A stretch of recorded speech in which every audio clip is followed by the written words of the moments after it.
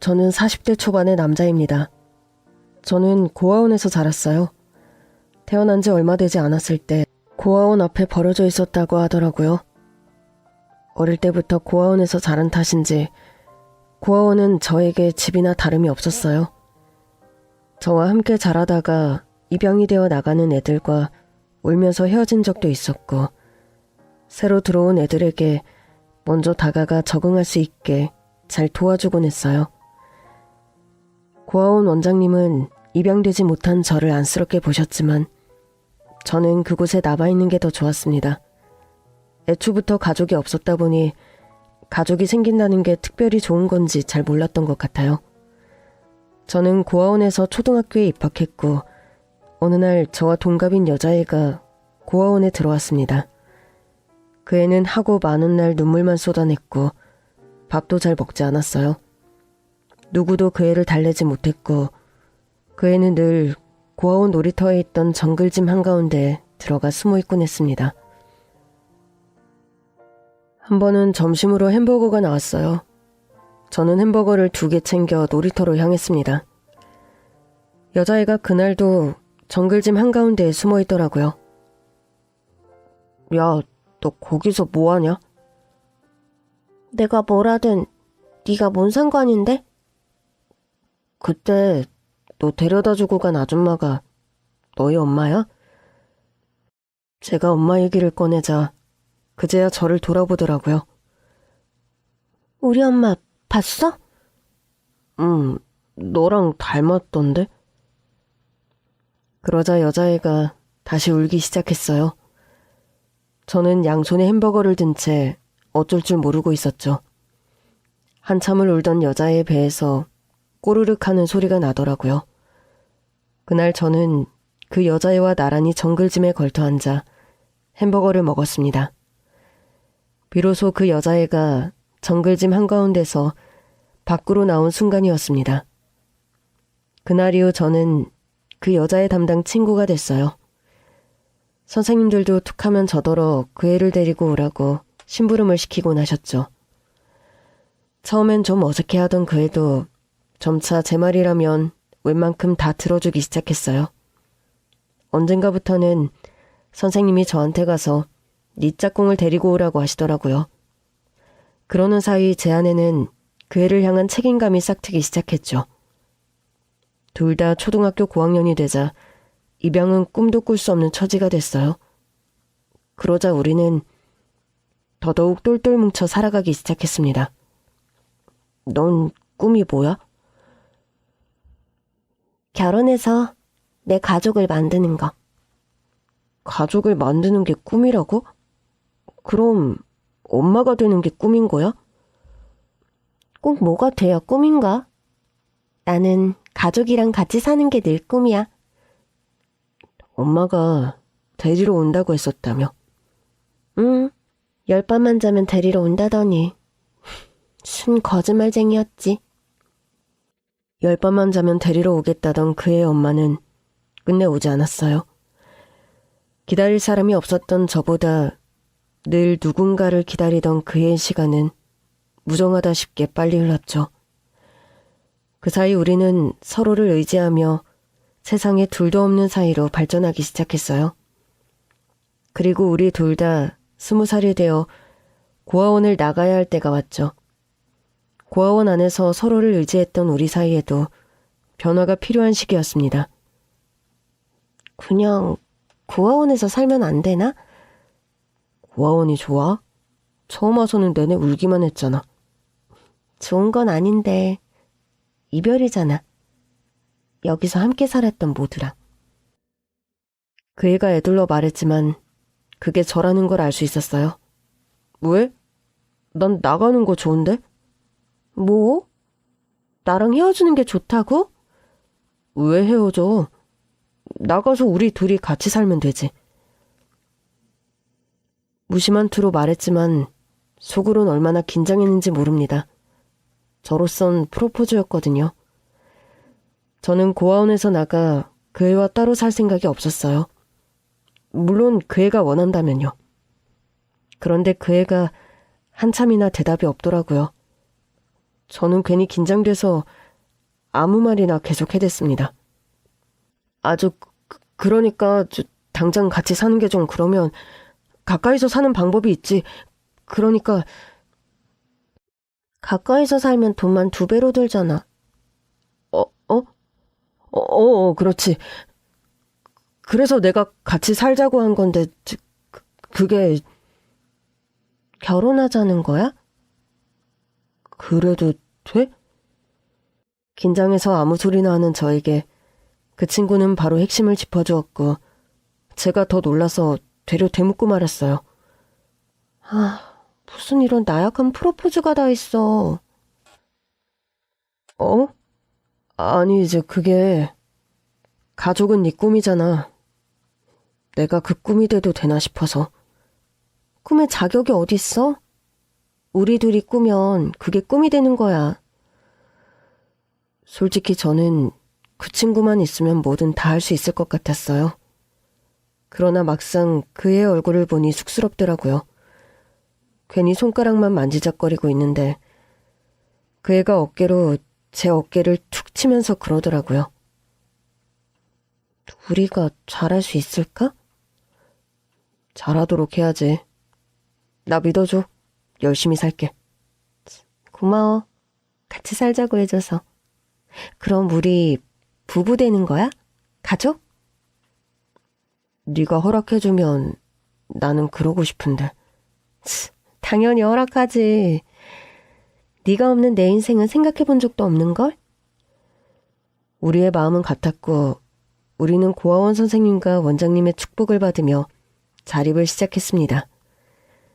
혼자가 아니라 둘이라 훨씬 덜 무서웠어요. 그때부터 전 이를 악물고 살았습니다. 그녀의 꿈에 맞는 사람이 되고 싶었어요. 그러나 고아원 출신의 20살짜리 남자가 혼자 여자를 먹여 살리는 건 꿈도 꿀 수 없었습니다. 우리는 지원금을 합쳐서 단칸방을 얻었고 뭘 해서 먹고 살 건지 계획을 세우기 시작했어요. 당장 결혼식 할 여유는 없었어도 혼인신고는 했습니다. 그 뒤 안 해본 일이 없어요. 아내는 식당부터 시작해 야간에는 편의점 일도 했고요. 저는 밤낮 없이 택배 일을 하며 돈을 모으기 시작했습니다. 우리의 목표는 작더라도 우리의 사업을 하는 것이었는데 미천이 필요했거든요. 서로 얼굴 볼 시간도 없이 일에 매진했지만 그래서 더 애틋하기도 한 신혼생활이었습니다. 그렇게 모은 돈으로 우리 부부가 시작한 사업은 푸드트럭이었어요. 샌드위치를 팔기 시작했는데 처음엔 주변 텃세가 장난이 아니었습니다. 자리 텃세는 기본이었고 갑자기 우리보다 가격을 낮춰서 손님을 뺏어가질 않나. 한 번은 이런 적도 있었습니다. 나도 샌드위치 좀 하나 줘봐요. 사장님, 어떤 거로 드릴까요? 우리 푸드트럭 근처에서 떡볶이를 팔던 사장님이었는데 자리 텃세를 그렇게 부리더니 갑자기 샌드위치를 달라고 하더라고요. 돈은 됐습니다. 같이 장사하는 사람끼리 잘 부탁드려요. 됐어요. 돈 받아요. 처음 사주는 건데 돈은 내고 먹어야지. 자리 텃세를 부릴 때만 해도 못된 사람인 줄 알았는데 인정이 좀 있는 사람인가 싶어서 다행이더라고요. 저 사장님 되게 의외네? 그러니까 나도 깜짝 놀랐네. 그러나 그날 저녁 갑자기 그 사장님이 구급차를 타고 실려가는 일이 발생했어요. 저랑 아내는 무슨 일인가 싶어 어리둥절했는데 다른 사장님이 와서는 다짜고짜 손님들이 드는 앞에서 우리를 탓하더라고요. 아니, 샌드위치에 좋은 재료 쓰는 거 맞아요? 도대체 뭘 넣었길래 떡볶이 사장이 저렇게 실려가? 사장님, 그게 무슨 말씀이세요? 아까 낮에 그쪽 트럭에서 샌드위치 먹은 후로 배가 계속 아프다고 했어. 그러더니 결국 저렇게 실려간 거 아니야. 그러자 우리 푸드트럭 앞에 줄을 서 있던 손님들이 하나둘씩 흩어지기 시작했습니다. 저는 난처했어요. 아니 이제 도대체 무슨 말씀을 하시는 거예요? 근거도 없이 이러시면 안 되죠. 근거가 왜 없어요? 이 집 샌드위치 먹고 내내 배 아파하던 걸 내가 두 눈으로 똑똑히 봤는데. 그 일로 한동안 푸드트럭에 손님이 없었습니다. 떡볶이 트럭 사장님께 사과도 해보고 정말 우리 음식을 먹고 배가 아팠느냐고 물었지만 말 상대를 안 해주더라고요. 손님이 떨어지자 아내는 울기만 했습니다. 아니, 그날 우리 샌드위치 먹고 배 아프다는 사람은 그 사장님밖에 없었잖아. 손님 중에 누가 있었으면 말을 안 해. 그러니까 나도 이상하네. 혹시 그들이 짠 거 아니야? 막말로 배가 아팠으면 우리한테 먼저 와서 따졌어야지. 구급차부터 대뜸 불러서 타고 가더니 남은 사람들이 손님들 보는 앞에서 떠들어댄 거잖아. 우리는 결국 자리를 옮겼고 그 사장님과의 사건을 계기로 재료 관리에 더 신경 쓰기 시작했습니다. 다행히 아내가 개발한 샌드위치가 맛이 좋아 손님들이 다시 몰려오기 시작했어요. 아내가 샌드위치 빵 안쪽에 바를 소스를 개발했는데 그 맛이 정말 좋았거든요. 덕분에 우리는 많은 돈을 벌기 시작했고 푸드트럭 사업은 대성공을 이루었습니다. 우리는 재료가 소진돼서 더 팔 수 없을 만큼 샌드위치를 팔기 시작했고 덕분에 많은 돈도 벌었어요. 열심히 번 돈으로 방이 2칸인 집으로도 이사도 했어요. 고아원에서 독립해 수년 만에 이룬 값진 성공이었습니다. 그러자 아내가 조심스럽게 묻더라고요. 우리 이제 아기 낳을까? 나야 좋지. 대신 당신은 일을 좀 줄이자. 그럴 순 없지. 손님이 얼마나 많은데 당신 혼자 일을 해. 나도 같이 할 거야. 당신이 너무 힘들까 봐 그렇지. 아르바이트생이라도 고용할까? 일단 임신 전까지는 내가 할게. 나머지는 임신하고 생각하자. 오래지 않아 아내는 임신했고 보기만 해도 사랑스러운 아들이 태어났습니다. 출산 후에도 일을 계속하겠다던 아내는 아들이 태어나자마자 말을 싹 바꿨습니다. 여보, 진짜 미안한데 당분간은 아르바이트생 좀 뽑아서 일하면 어때? 그래도 1년은 내가 키우고 싶어. 당신이 원하면 계속 그래도 돼. 우리 이제 돈 걱정 없고 사람 하나 구해서 쓸 정도의 여력도 있으니까. 그냥 어린이집 보내기 전까지만 내가 키우고 싶어서. 아기한테 가장 중요한 게 애착이잖아.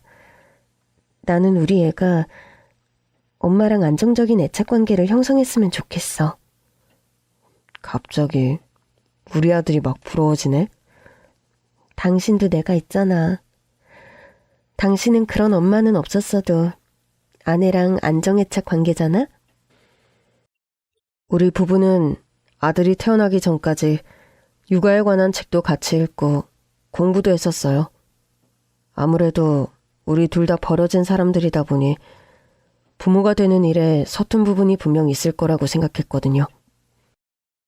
아내는 아들이 어린이집에 가기 전까지 전업주부로 있었고 그 사이 우리 푸드트럭은 체인까지 내게 됐습니다. 아내는 집에서 체인 관련 사무 업무만 담당했는데 아들이 어린이집에 가자 다시 푸드트럭 일도 하겠다고 하더라고요. 사실 난 당신이 지금처럼 집에서 사무 관련 일만 해도 좋을 것 같아. 어머, 지금 나한테 독박 육아하라는 거야? 나 지금까지도 충분히 많이 한 것 같은데? 독박 육아라니. 나도 집에 가서 다 했잖아. 이제부터는 등원은 내가 시키고 하원은 당신이 시켜. 몇 년간 전업주부로 살았던 아내는 좀이 쑤셔서 안 되겠다며 현장으로 복귀했고 아침에는 아내가, 오후에는 제가 육아를 맡게 되었습니다. 막상 해보니 차라리 밖에서 일하는 게 낫겠다 싶더라고요. 그래도 아들만 보면 피로가 싹 녹았어요. 우리는 교대로 일도 하고 육아도 하면서 일상을 꾸려나가고 있었습니다. 그러던 어느 날 푸드트럭에서 열심히 샌드위치를 만들고 있던 아내가 깜짝 놀라 전화를 받더라고요. 왜 그래? 어딘데? 어린이집. 다급히 전화를 받은 아내의 표정이 싸늘하게 굳었습니다. 그래서요? 지금 병원으로 가고 있나요? 네, 알겠습니다. 제가 지금 병원으로 갈게요. 왜 그래? 응? 애가 갑자기 숨을 안 쉰다는데? 지금 병원으로 이송 중이래. 청천벽력 같은 소식에 저와 아내는 푸드트럭 장사를 접고 병원으로 달려갔어요. 그러나 아들은 이미 세상을 떠난 후였습니다. 기도 폐쇄로 인한 사망입니다. 기도 절제도 해봤지만 이미 늦은 상태였습니다. 도대체 이게 무슨 일인가 싶었습니다. 아내는 결국 그 자리에서 혼절하고 말았고 저는 숨을 거둔 아들을 안은 채 한참을 울었습니다. 아내는 아들이 영안실에 안치될 때까지도 정신을 차리지 못했는데 정신을 차린 후 영안실에 있던 아들을 꺼내달라며 생떼를 썼어요. 사람들이 어떻게 이렇게 잔인해요? 아직 온기가 남아있잖아요. 이런 어린애를 어떻게 차가운 곳에 넣을 수 있어요? 아내는 꺼내온 아들을 안은 채 피를 토하듯 울었고 저는 그 옆에서 아내를 진정시켜야 했습니다. 여보, 이러다 당신도 큰일 나겠어. 여보, 받아들여야 해. 당신 말 들을걸.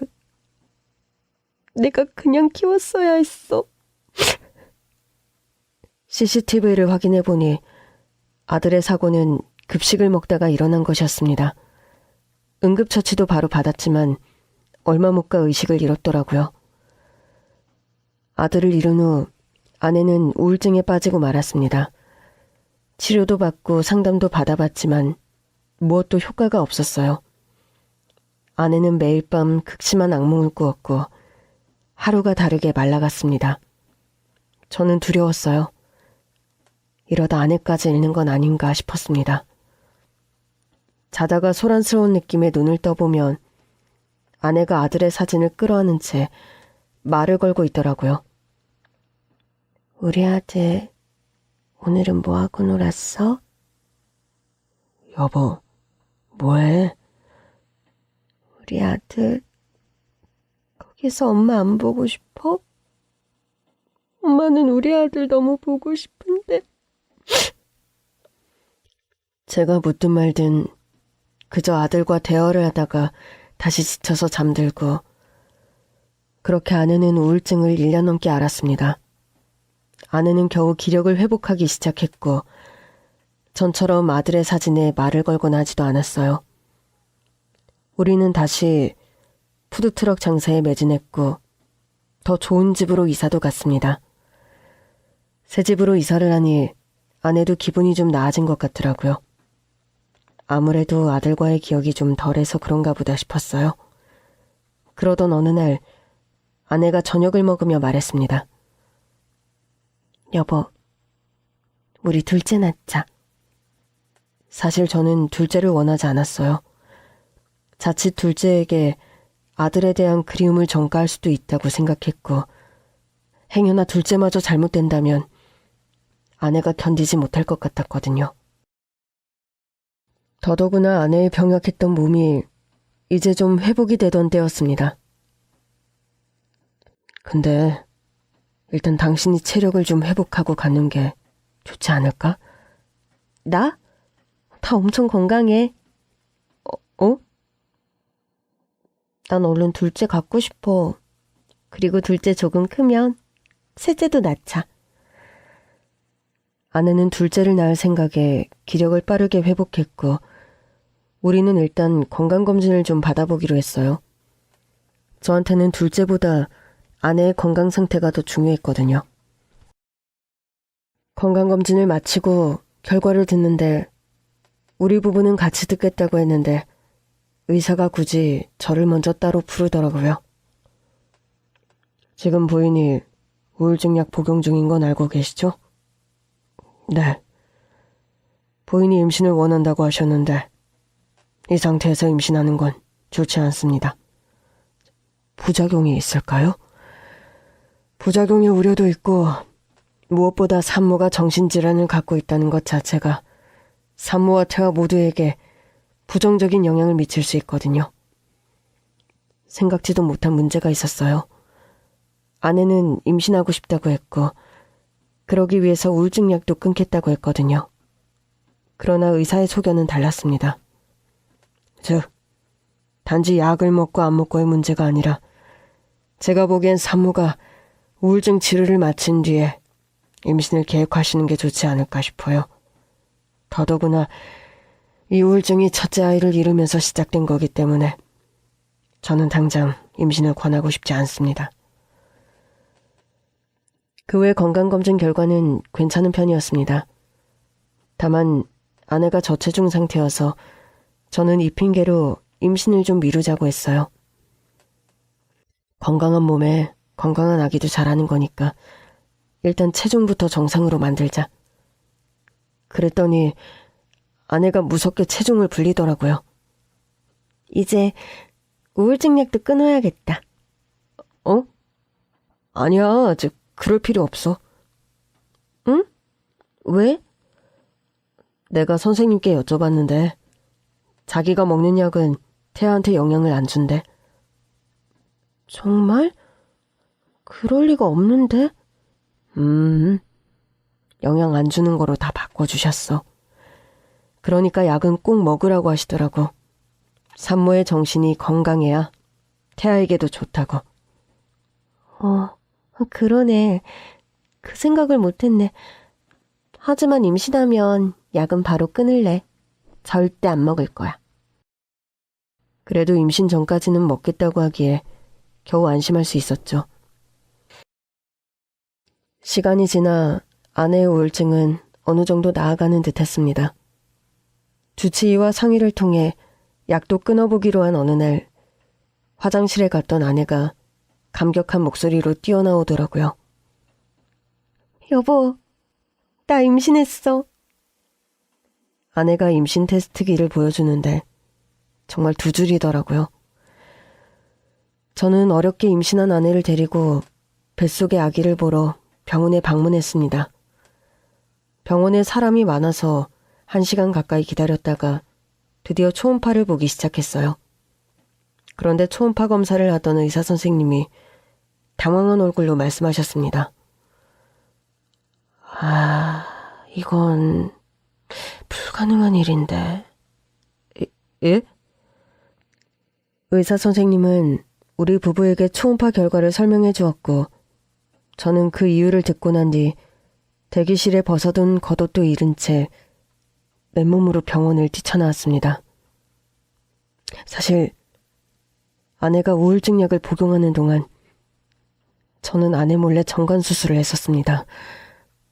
아내 몰래 피임할 방법이 없었거든요. 정말 괜찮으시겠어요? 정관 수술은 영구 피임을 목적으로만 하는 게 좋습니다. 사실 영구 피임 목적은 아니고요. 아내가 임신을 하고 싶다고 하는데 아직 임신하기가 어려운 상황이에요. 그래서 아내 몰래 피임을 하고 싶어요. 하지만 부인이 임신을 원하시면 솔직하게 의논을 하시는 게 좋지 않을까요? 아내가 우울증을 앓고 있어요. 첫째 아들이 세상을 떠난 뒤 생겼는데 둘째를 갖고 싶다고. 근데 아내 주치의는 안 된다고 하더라고요. 아내를 단념시켜야 한다고. 근데 아내는 둘째를 낳겠다는 희망 하나로 버티고 있거든요. 그럼 우울증 치료를 먼저 하시는 게 낫죠. 네. 근데 단념시키면 아내가 또다시 희망을 잃고 살 것 같아서요. 그걸 보는 게 너무 힘들었거든요. 그러니까 아내가 희망은 품고 살게 하되 진짜 임신은 되지 않는 걸 원하신다는 거죠? 지금 임신을 하는 건 아내와 태어날 아기에게도 좋지 않잖아요. 더더구나 우울증 약도 먹고 있고요. 아내는 임신하면 약도 끊겠다고 하고 있어요. 단 받고 보건수를 1, 2년 내에 받고 싶은데요. 제가 보건수술 성공률이 꽤 높긴 합니다만 수술 결과가 좋아도 시간이 지나면서 정관이 다시 막히는 경우도 있고요. 부작용이 발생할 수도 있어요. 그래도 전 제 아내를 살리기 위해선 당장은 피임이 최선이라고 생각합니다. 우울증 약 먹으면서 임신하는 것도 위험한 거잖아요. 그렇긴 하죠. 그럼 저도 최선을 다해보겠습니다. 어쨌든 보건수술은 빨리 하는 게 중요합니다. 예, 아내 생태를 봐서 최대한 빨리 받으러 오겠습니다. 그렇게 전 보건수술까지 잘하는 곳에서 정관수술을 받았고 아내가 우울증 약을 끊은 뒤 바로 보건수술을 받았어요. 그러나 의사 선생님 말씀이 정관이 잘 기능하는지는 추이를 더 지켜봐야 한다고 하셨거든요. 그 찰나에 아내가 임신에 성공한 거여서 꽤 놀랐죠. 아내의 임신 테스트기를 보고서도 믿기지 않아서 여러 종류의 임신 테스트기를 더 사왔어요. 확실한지 몇 번 더 해보는 건 어때? 좋은 생각이야. 안 그래도 나도 불안했었어. 결과는 모두 두 줄이었습니다. 정관 보건 수술도 잘한다더니 보건이 성공적으로 됐구나 싶었어요. 산부인과 진단 결과 임신이 맞았습니다. 첫 초음파를 6주차에 보기로 하고 집으로 돌아왔어요. 집안의 경사였습니다. 여보, 축하해. 나 앞으로 장사 못해. 그럼 일은 내가 알아서 할 테니까. 당신은 태교에만 전념해. 둘째 낳고도 안 할 거야. 그럼 당신이 하고 싶은 대로 해. 그 사이 아내는 첫째를 가졌을 때와 같은 증상들이 나타나기 시작했습니다. 배가 콕콕 쑤실 때가 있다면서도 힘들어하긴커녕 행복해하더라고요. 여보, 어떡해. 우리 둘째가 너무 잘 자라고 있나 봐. 그러게. 첫째 때랑 똑같네. 어떡해. 초음파로 우리 아기 볼 생각하니까 너무 떨려. 잘 크고 있을 거야. 배부른 것 좀 봐. 튼살 크림 좀 발라야겠다. 맞다. 내일은 그것도 사야겠어. 내가 사올게. 뭐 먹고 싶은 건 없어? 요즘 귤이 너무 먹고 싶어. 귤? 첫째 때랑 똑같네. 그러니까 우리 아들이랑 똑같은 녀석이 태어나려고 이러나? 그러게. 당신이 그렇게 보고 싶어하는 우리 아들이 다시 오는 건가? 아내는 매일매일 자신의 신체가 달라지는 것을 느끼며 기쁨으로 떨었습니다. 저도 아내가 기뻐하는 걸 보니 비로소 좀 사는 것 같더라고요. 6주가 지나 병원에서 첫 초음파를 보는 날이 다가왔습니다.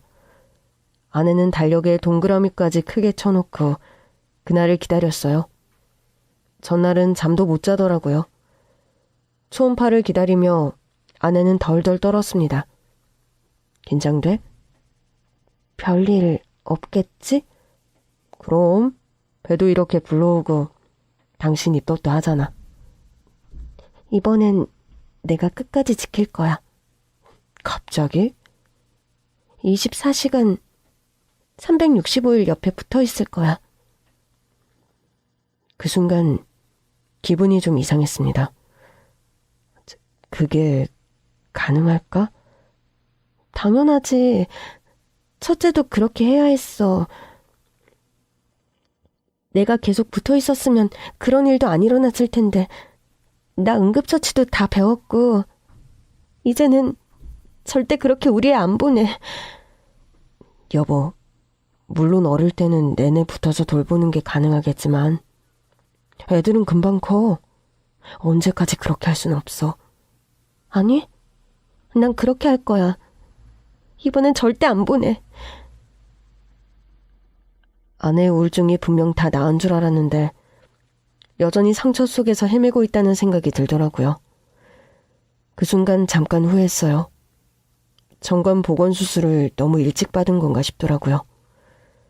그러나 이미 아내의 뱃속엔 둘째가 있었습니다. 오랜 기다림 끝에 드디어 초음파를 보기 시작했어요. 그런데 의사 선생님이 화면을 보며 고개를 갸웃거리시더라고요. 그때 임신 테스트기 몇 번 해보셨다고 했죠? 저희 종류별로 다 해봤어요. 네? 종류별로 다 해보셨다고요? 네, 전부 2줄이었어요. 아내의 말을 들은 의사 선생님이 이건 불가능한 일이라고 하더라고요. 너무 놀라지 마시고 초음파 한번 보시겠어요? 아무것도 안 보이죠? 아내와 저는 초음파를 뚫어지게 보기 시작했습니다. 첫째를 낳아봤기 때문에 초음파는 볼 줄 알았어요. 네. 아무것도. 왜 없는 거죠? 아니야, 그럴 리가 없어. 저기 뭐 있지 않아요? 저보다 초음파를 더 잘 보는 아내가 뭔가가 보인다고 계속 우기더라고요. 선생님, 저기 좀 더 보여주세요. 이게 최대한으로 보여드린 겁니다. 네? 아닌데? 뭐가 있는데? 의사 선생님은 아내의 배에서 초음파 기계를 떼더라고요. 안타깝지만 임신이 아닙니다. 아내는 눈물까지 그렁그렁해서는 다시 물었어요. 선생님, 무슨 말씀이세요? 초진 때 분명 임신이라고 하셨잖아요. 더더구나 임신 테스트기가 전부 2줄이었는데. 말도 안 돼요. 다시 한 번만 봐주세요. 아내의 간청에 선생님은 마지못해 한 번 더 초음파를 봐주셨지만 고개를 저을 뿐이었습니다. 저도 너무 당혹스러운데요. 맞습니다. 초진은 임신 같다고 말씀드린 게 맞고요. 그런데 아시겠지만 초음파를 봐야 확실히 알 수 있고 그때도 그렇게 말씀드렸었죠. 초음파 기계 고장난 거 아니에요? 여보, 우리 다른 병원으로 가보자. 응? 여보, 일단 선생님 말씀마저 들어보자. 선생님, 저 배도 나왔어요. 입덧도 해요. 네, 그럴 수 있어요. 하지만 임신은 분명히 아닙니다. 말도 안 돼요. 그럼 우리 아기는 어떡해요? 예? 애초에 아기가 없었는데 어떻게 하냐니요. 아니에요. 어제는 분명 있었어요. 분명 있었는데 사라진 거예요. 에? 그런 일은 일어날 수 없습니다. 아니에요. 일어나요. 제가 경험해봤거든요. 우리 애가 어느 날 갑자기 사라졌어요. 그것처럼 우리 둘째도 사라진 거예요. 사라진 게 아닙니다. 분명 어제 2줄이었다고요. 상상 임신을 하신 것 같아요. 네? 상상 임신도 초음파로 확인 전까지는 임신으로 진단이 될 수 있고요. 임신과 똑같은 신체적 변화도 일어납니다. 상상 임신인데 입덧도 하고 배도 나온다고요? 아무래도 선생님 못 믿겠어요. 아내는 갑자기 통곡하기 시작했고 의사 선생님은 그런 아내를 달래주셨습니다. 예, 알고 있습니다. 첫째 아드님의 사고는 너무 안타깝게 생각합니다. 그러나 이번에는 사라진 게 아닙니다. 애초부터 없었던 거예요. 근데 뭐가 다르죠? 애초부터 없었던 거나 있다가 사라진 거나 이렇게 똑같이 슬픈데. 다르죠. 지금은 있는 거라고 착각하신 겁니다. 네? 힘든 상황을 겪으셨기 때문에 더 정확하게 인지하셔야 해요. 첫째 아드님은 안타깝게 잃으셨지만 둘째는 아직 찾아오지 않았어요. 그러니까 잃으신 게 아니라 아직 기다리시는 때인 거예요. 기다려도 안 오면요. 우리 첫째처럼 끝내 안 오면요. 저는 결국 눈물이 쏟아졌고 차마 아내에게 그 모습을 보일 수 없어서 병원을 뛰쳐나왔습니다. 겉옷도 입지 않은 채 그 길로 정관보건수술을 받았던 비뇨기과 병원을 찾아갔습니다. 정기검진 때 안 오셔서 계속 연락드렸는데 오늘에서야 오셨네요. 수술이 잘 된 줄 알았어요. 그걸 확인도 안 해보고 어떻게 알아요? 아내가 임신을 한 줄 알았거든요. 예? 그런데 한 줄 알았더니 그게 무슨 말씀이세요? 임신 테스트기를 종류별로 다 했는데 조줄이 나오더라고요. 그런 기능이 정상적으로 돌아온 게 맞네요.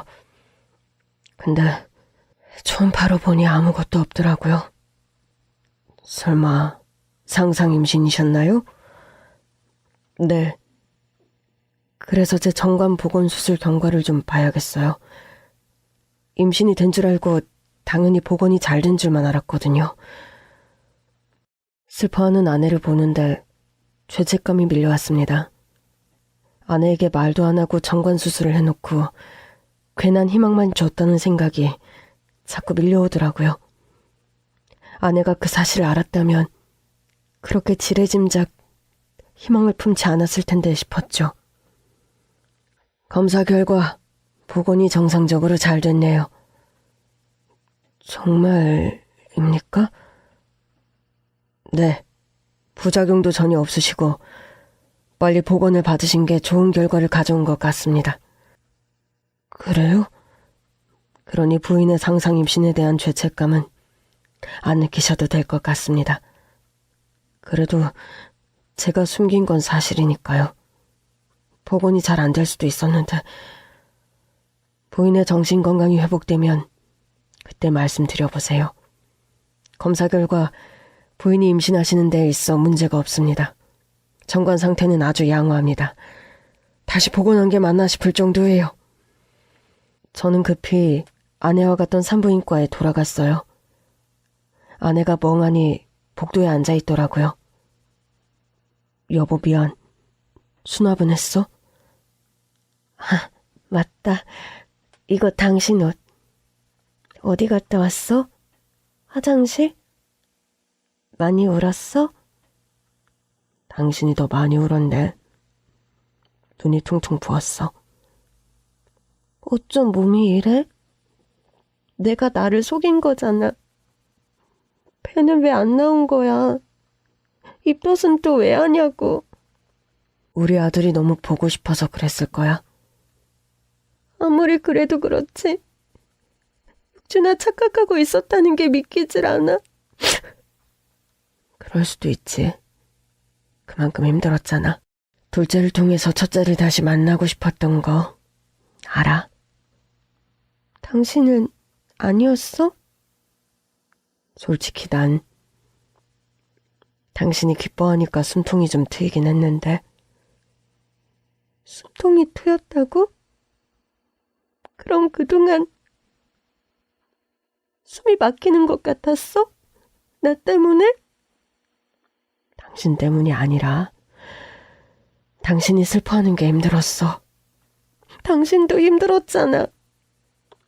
내가 슬픈 거보다 당신이 슬픈 게 더 힘들더라고. 사실은 난 당신이 임신 안 하길 바랐어. 뭐? 왜 그런 걸 바래? 당신 우울증도 다 치료되지 않았고 이왕이면 당신이 몸도 마음도 건강할 때 천천히 갔길 바랐어. 내가 조급한 거야? 아니, 당신은 아직 아픈 거야. 뭐?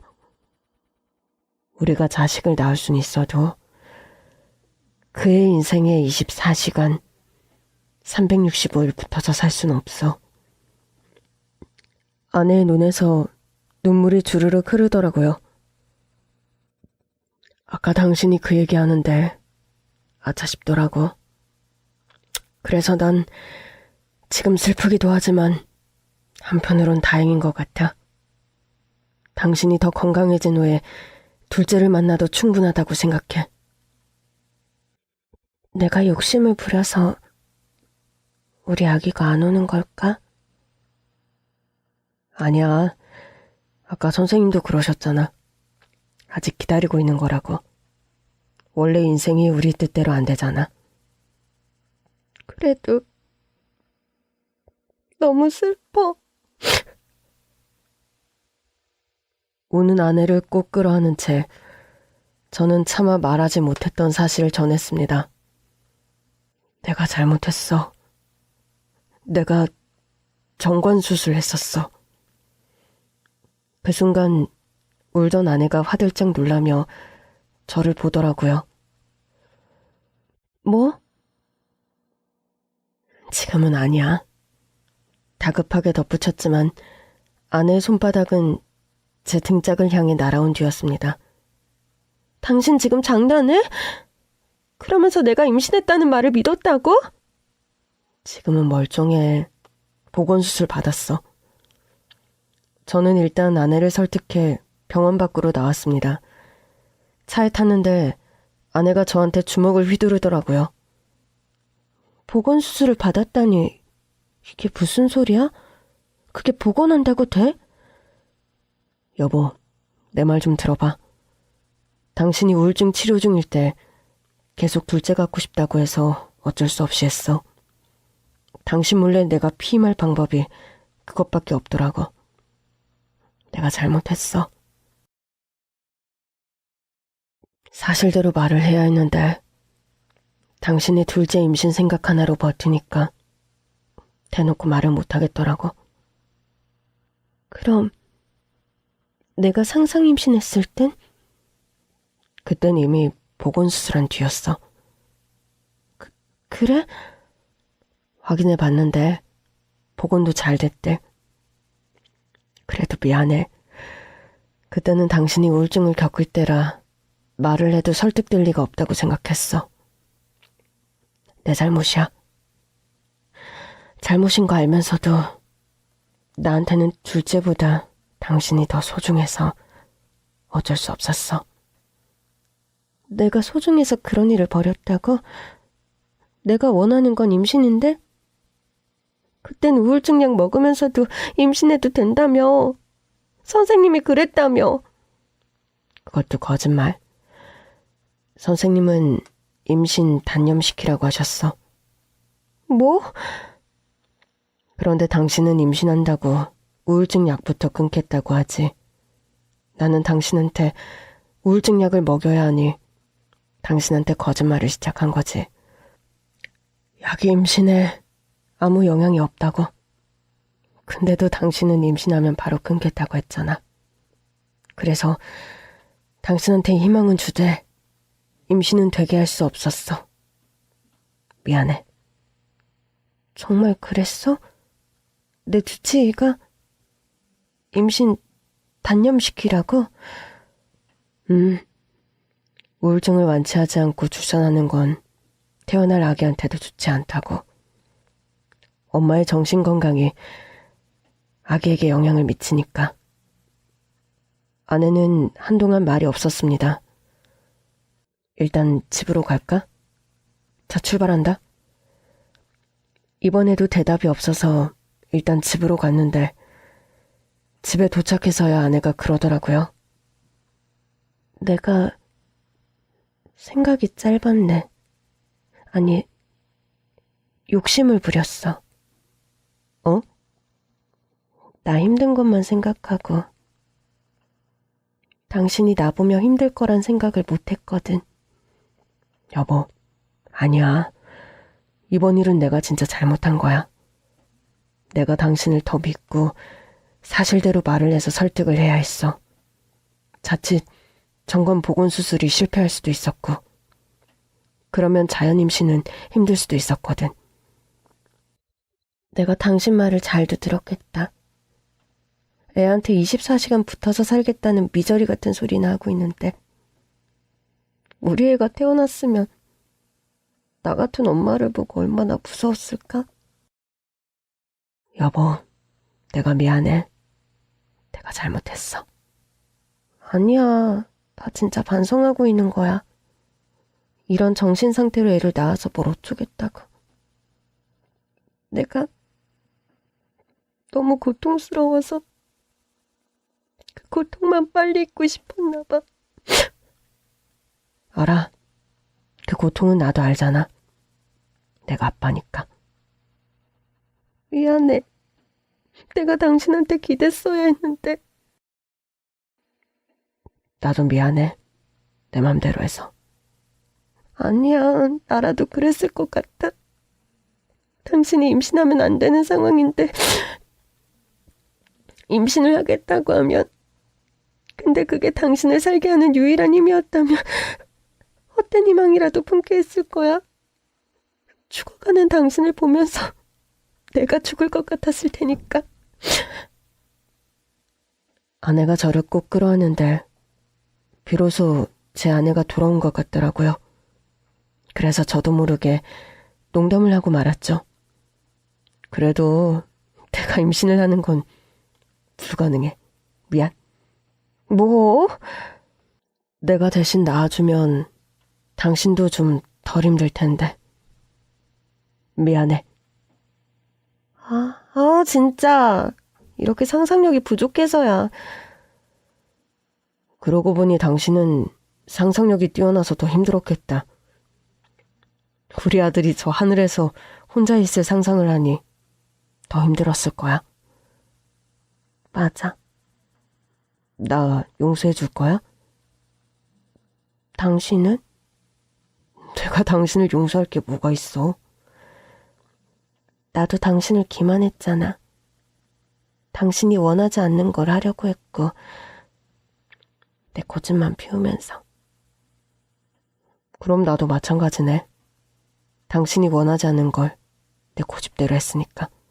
아니, 당신은 날 위해서 어쩔 수 없이 한 선택이었고 나는 당신을 전혀 고려하지 않은 선택이었고. 당신이 먼저 용서해줘. 용서할게. 근데 당신 죄목이 뭔데? 날 너무 사랑한 죄? 그러네. 난 당신이 가장 중요하니까.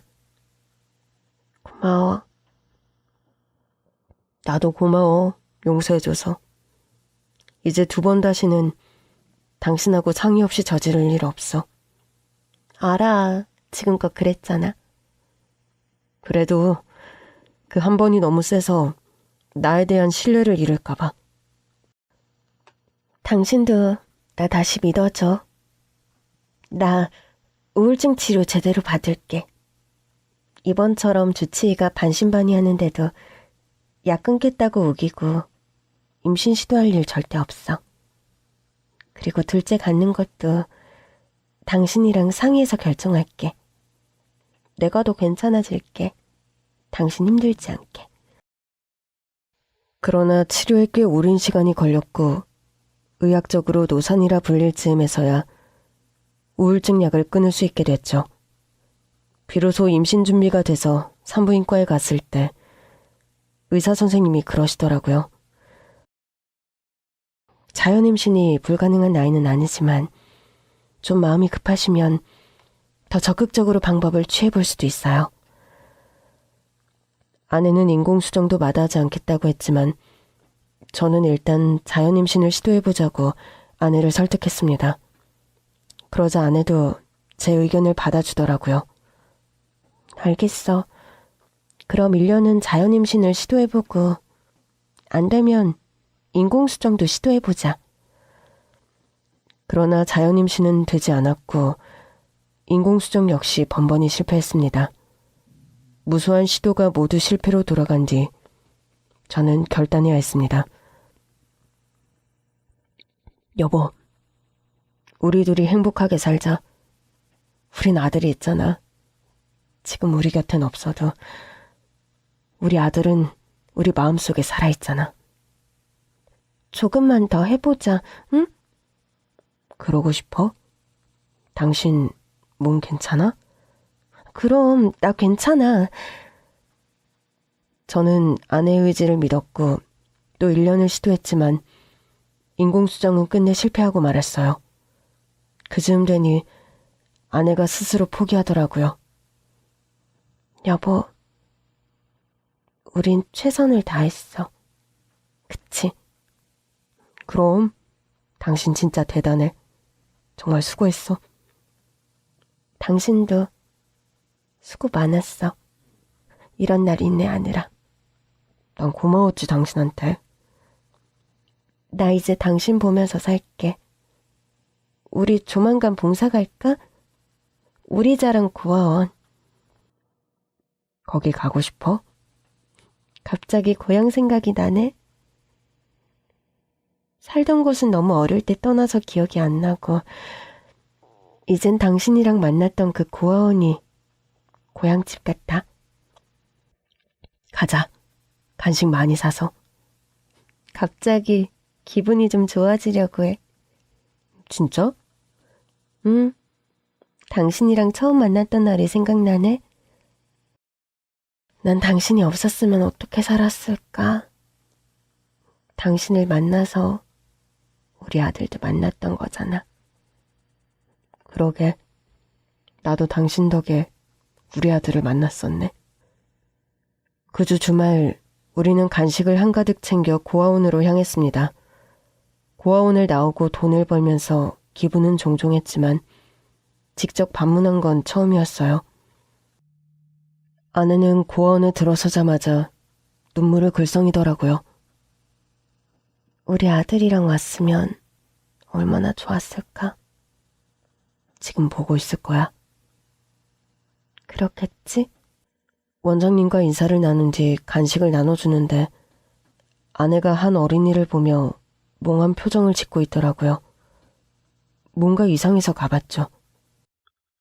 당신 왜 그래? 여보, 얘 좀 봐봐. 응?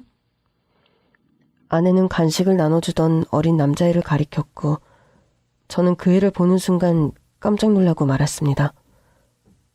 여보, 나 아직도 정신이 좀 이상한가?